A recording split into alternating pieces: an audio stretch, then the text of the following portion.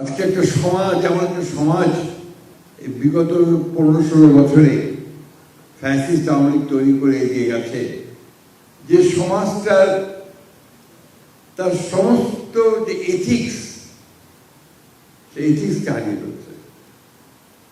আমি তো ধরেন এই ফ্যাসিস্ট হাসিনা চলে যাওয়ার পরে আমরা একটা ইন্টারিম গভর্নমেন্টের সময় ছিলাম, তখন সরকারের ভেতরটা দেখতে পারিনি। এখন এই নির্বাচনের পরে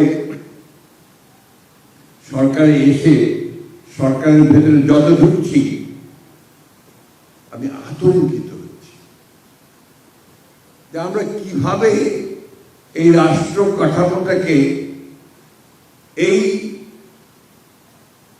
সমস্ত মানুষগুলো দিকে আটকে রাখবে। যেদিকে তাকাই সেদিকে আপনার অনিয়ম, দুর্নীতি, স্বজনপ্রীতি এবং সামনে এগিয়ে যাওয়ার পথে বাধা প্রতি ক্ষেত্রে। এবং বাংলাদেশে যে নিয়ম হয়ে যায় তদবির ছাড়া কোনো কাজ হবে না, যে কোনো ব্যাপার তদবির করতে যাও, এক মন্ত্রীকে দিয়ে অমুককে বলাও, অমুককে দিয়ে অমুককে বলাও, এগুলো আগে ছিল না। আমরা তো আগেও মন্ত্রী ছিলাম, সরকার চালিয়েছি, উই নেভার সরি। এটা এই 15 বছরে হয়েছে। আপনারা কিছু মনে করবেন না, অনেকেই গেছেন ভাইস চ্যান্সেলর হওয়ার জন্য তদবির, দুঃখজনক। কারণ তার অপরাধ না, এটা হচ্ছে সিস্টেম। এবং আরো ব্যাপার আছে যেগুলো আমি আপনাদের সঙ্গে সঙ্গে বলতে চাই না। এই ধরনের একটা সমাজে আপনারা কি করে আশা করতে পারেন যে আপনারা অনেক উপরে উঠবেন, বাংলাদেশকে শিখরে নিয়ে যাবেন? পারবেন না।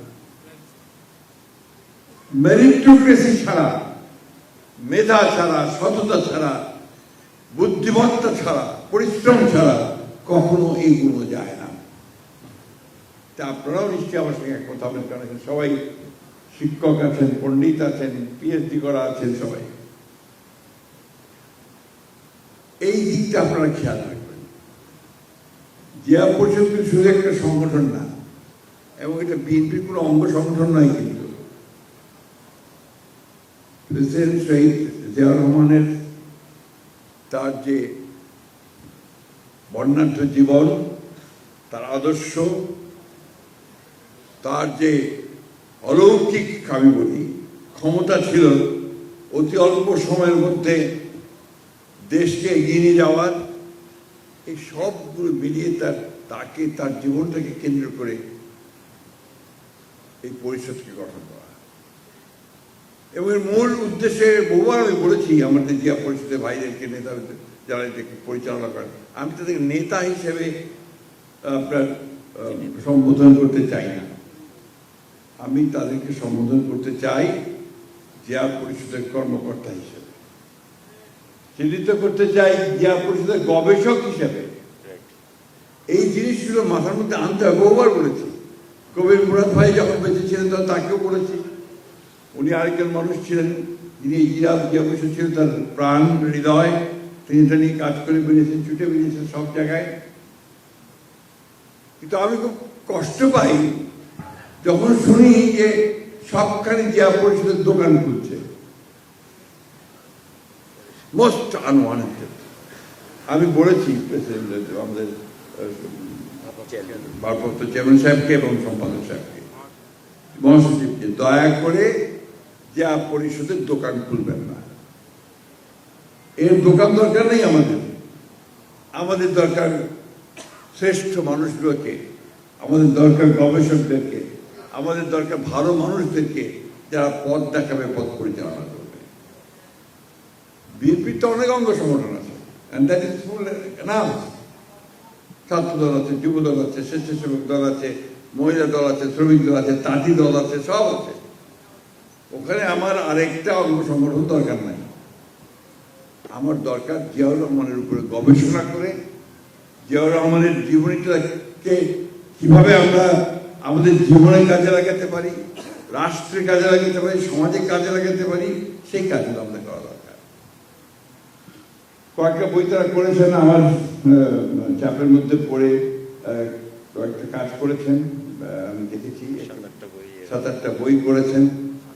আমি যেটা সবচেয়ে, আমাদের বয়স হয়ে গেছে, চলে যাব কিছুদিন পরেই, সবচেয়ে খুশি হতাম যদি দেখতাম যে জিয়াউর রহমানের ওপরে আপনারা একটা গবেষণা করছেন,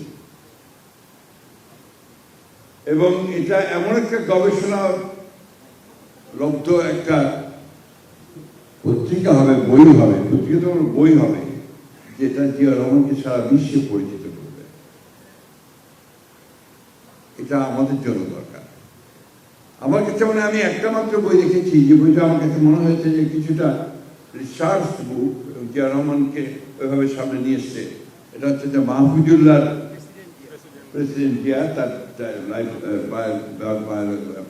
বায়োগ্রাফি। এটা যদি আপনারা পড়েন তাহলে দেখবেন যে ওটার মধ্যে রিসার্চ করার কাজ আছে প্রত্যেকটা বিষয়। জিয়া রহমান যে কি ছিলেন আমাদের এই জাতির জন্য, আমরা সেটা অনেকে অনুধাবনও করতে পারি।